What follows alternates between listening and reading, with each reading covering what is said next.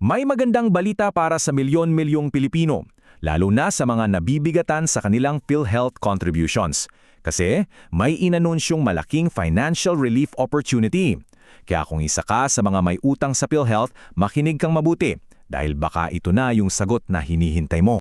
Alam mo ba yung pakiramdam na di ka makatulog sa gabi? Kasi iniisip mo yung mga hindi mo nabayarang contribution sa PhilHealth? Yung pakiramdam na habang tumatagal, parang palaki ng palaki yung utang dahil sa interes? Well, wag kang mag-alala. Hindi ka nag-iisa dyan. At ang pinaka-importante, may solusyon ng paparating. Okay, para makita natin kung gaano kalaki ang epekto nito, tingnan natin tong example. Dati, kung may utang kang 10,000 piso, aakyat yan sa 15,000 o baka higit pa dahil sa mga interest at multa. Pero sa bagong amnesty, boom! Ang babayaran mo na lang ay yung original na 10,000. Yung 5,000 pisong dagdag, wala na, burado. Ganyan kalaki ang tulong nito, agad-agad. Unang seksyon, so paano nga ba lumalaki ng ganyan ang utang sa PhilHealth? Well, may isang sala rin dyan, yung 3% na compounded monthly interest. Parang maliit pakinggan, di ba? Pero yan yung dahan-dahang nagpapalobo sa sanay maliit lang na utang. Pero heto na nga ang solusyon, ang 2026 amnesty. Isipin nyo na lang para siyang isang financial reset. Kumbaga, isang second chance na bigay ng gobyerno para makahinga ka ng maluwag at makapagsimula ulit na malinis ang record mo. Okay, mahalaga tong linawin ha. Ano ba talaga yung mawawala at ano yung kailangan pa ring bayaran? Yung tinatanggal or waived, yan yung lahat ng naipon na interest at mga penalty. So bye-bye na sa mga yan.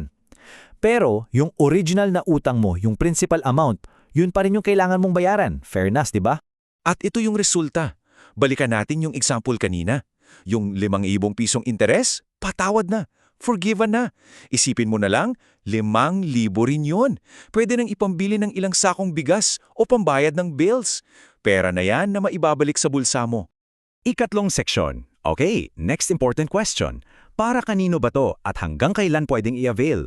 Ito na yung mga detalye na kailangan mong malaman. This is your window of opportunity. Tingnan mo kung kasama ka dito. Sakop nito ang mga private employer, mga may-ari ng small businesses at oo, kasama kayo, mga self-employed individuals, mga freelancers, professionals, pasok kayo rito. Ang coverage nito ay yung mga hindi nabayarang kontribusyon mula Hulyo 2013 hanggang Disyembre 2024 at tinatayang nasa 300,000 ang makikinabang dito, baka isa ka na doon. At ito ang timeline. Tandaan nyo to ha.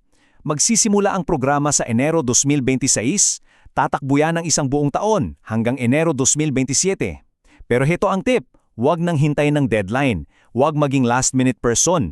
Asikasuhin mo na agad para mas maaga kang magkakaroon ng peace of mind.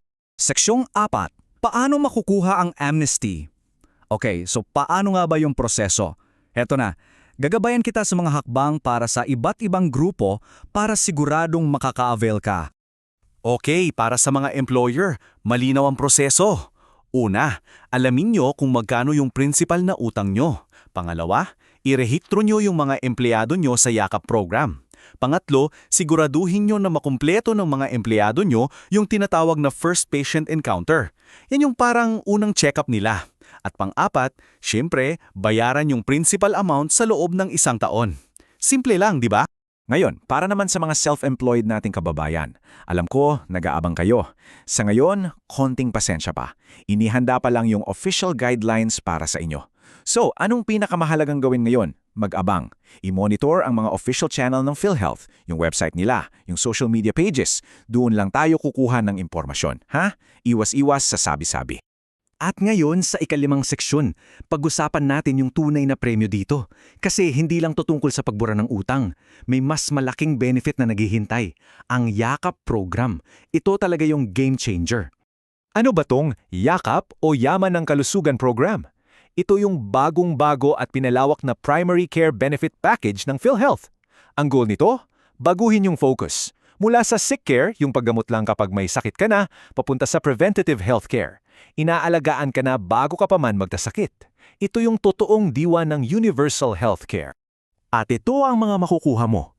Sa ilalim ng Yakap, mayroong kang libreng konsultasyon, libreng basic laboratory tests, libreng cancer screening, at libreng mga gamot sa ilalim ng gamot program. At kung kailangan mo ng specialty care, ito na rin ang magiging daan mo. Kompleto, di ba? At teka, heto pa. Sa ilalim ng gamot program, yung halaga ng libreng gamot na pwede mong makuha sa isang taon ay aabot sa 20,000 piso. Grabe!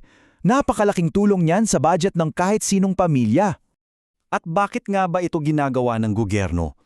Sinabi mismo ni Pangulong Marcos Jr. na ramdam nila kung gaano kabigat yung 3% monthly contribution sa bulsa ng mga Pilipino. Kaya itong amnestia, ito yung paraan para mapagaan ang pasanin na yan at masigurong lahat tayo ay may access sa healthcare.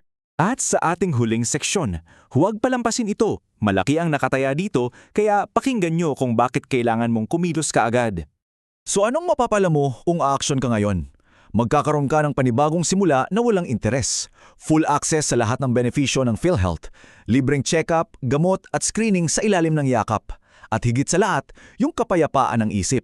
Priceless yun. Pero ano naman ang mawawala sa'yo kung babaliwalain mo to? Babalik yung buong utang mo kasama lahat ng interes at multa. Hindi mo magagamit ang mga benepisyo ng PhilHealth at sayang na sayang yung pagkakataon para sa libreng preventative care ng Yakap. At ang pinakamasaklap, this is a one-time opportunity. Kapag pinalampas mo, wala nang balikan. Kaya tandaan ninyo to, isang taon, isang pagkakataon, zero interest.